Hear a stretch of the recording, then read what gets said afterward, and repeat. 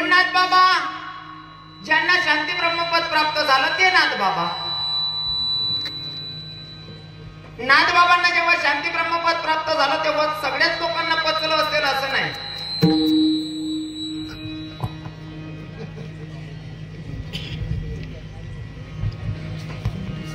विठ्ठल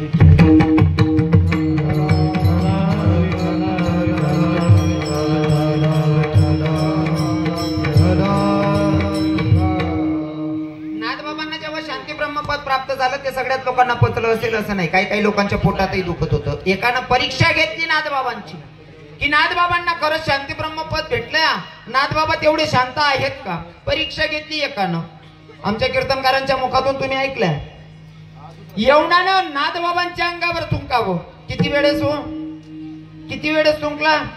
108 वेळेस थुंकल्याच्या नंतर माझ्या नाथबाबांनी वरती सुद्धा नाही बघावं, एवढी शांती नाथबाबांच्या अंगी होती. म्हणून नाथबाबांना शांती ब्रह्मपद प्राप्त झालं होतं.